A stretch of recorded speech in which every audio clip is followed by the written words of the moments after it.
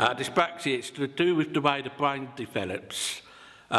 Basically, the right side of the brain controls the left side of the body, and the left side of the brain controls the right side of the body, and the neurons aren't firing right, they're getting all mixed up when they're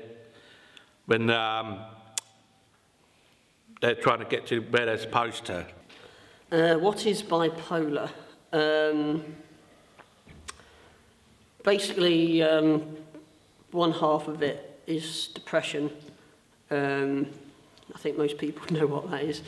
I don't know what my learning disability is, Bo, but I just cope with it, and I don't mind. I just cope with it, see, so... It can set me asthma off, and I can get wound up quite easy with it. What sort of things wind you up? If it don't go my way like it should. You can get quite upset and think that everything's pointless. The other half of bipolar, which I think people are less familiar with, is the mania side. It was originally called manic depression, which I used to think was quite confusing because I think when I first heard of it, I thought it meant you were like very, very depressed. Well, that's just manically depressed, that can't be good. But that isn't the case. Mania is the complete opposite of depression. You're just completely over the top, enthusiastic. You've got loads of energy, more energy than you could imagine. My dyspraxia, it affects my speech, my coordination, and it affects a whole lot of other things, because the problem with dyspraxia is that it's interlinked with 20 other conditions, and every person with dyspraxia is not the same. It affects people differently. So, and how I deal with it is, it's who I am, Well, it was hard first to read a book. They helped me to read, to write what I needed to do. It was hard at first, and again it was.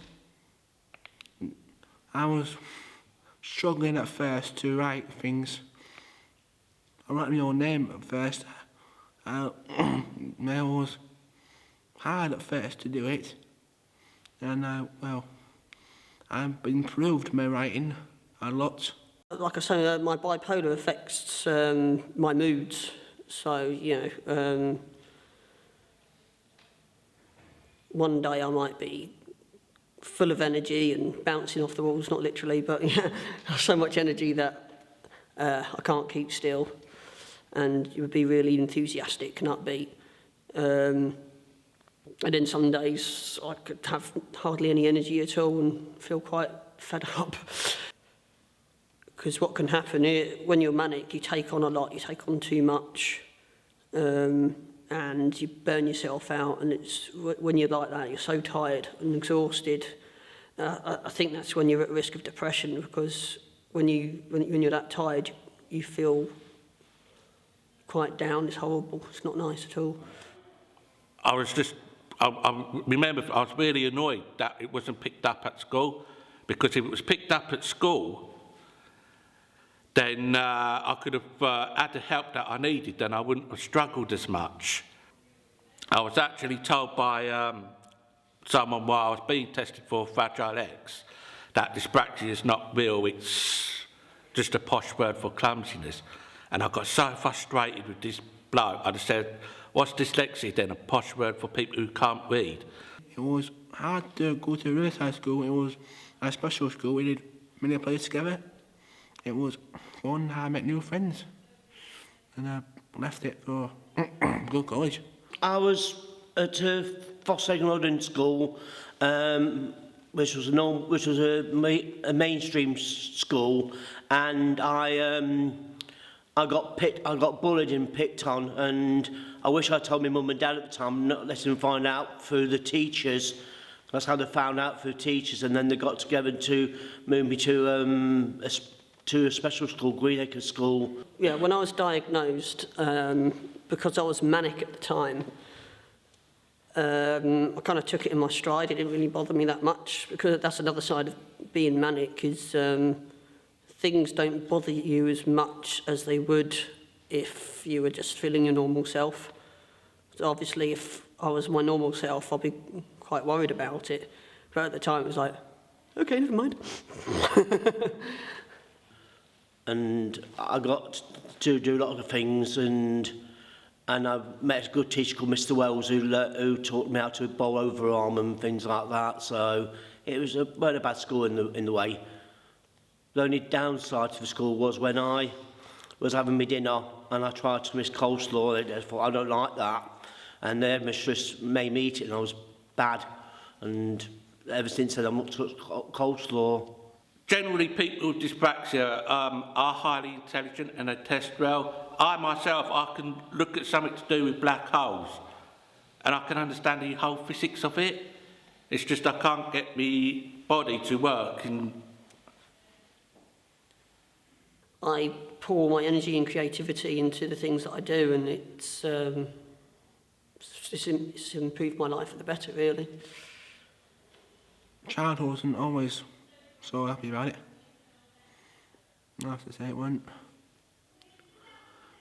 I always got bullied at Booth 3, which I found was not helpful. But moving to Riverside School, they taught me a lot of things I didn't know. Like maths, which I was good at. But when I go out with all my friends at St David's, I can go with Mark, and they're very helpful, but other places are not. Because I don't think they know much about me, and that's why sometimes people can be two-faced or whatever. If I like people, if they've got something to say, if they've got something to say to me, then say it to my face, and not behind my back or tell other people what they think about me. I don't like that. It overwhelms people. It's quite scary for some people, I think, because especially if they've known you for a while and they're used to you being quite calm, and then all of a sudden you're like, woohoo, it's just too much. So yeah, it's quite scary for people, I think, and some people react quite badly to it, which is why it can be a real problem. Yeah, sometimes I feel misunderstood because sometimes people don't know what I'm trying to say something to some people, but sometimes people can interpret it the other way, and also they can take me another way or whatever. But I'm trying to explain myself to people and things like that, and it just gets me frustrated when people do misunderstand what I'm saying, and it gets me really sometimes mad. now I'm just at the point where, it's who I am, don't like it, balls to you, who are you to judge, Well, I actually read in a book once that normal is what's accepted by society, and I think my behaviour sometimes when I'm manic can be perceived as a little bit unacceptable, perhaps in public places if I'm a little bit too loud, a little bit too upbeat. Again, people find it overwhelming, so that's probably not considered normal behaviour. As much as people make out they're perfect, no one's perfect, he's in the wheelchair, he can't walk, he's not normal, he's dyslexic, he can't read, he's not normal. Who are we to discuss what's normal and what's not, as long as you know the difference between right and wrong, Normal when you feel lazy or you just feel like you're normal people.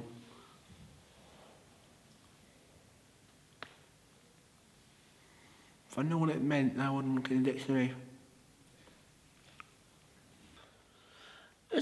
I don't know, because it's not, I don't think it's a word people, normal is if someone, because we all have our own problems, our own faults and things like that, so I don't know what is normal really, because we all got different personalities and things like that. A lot of people, we're all not perfect, so I don't. What is normal really? Because we're all different people. We've all got personality. If we're all the same and have the same personality and all look the same, the world will be boring. So I think I'm who I am, and people are they are.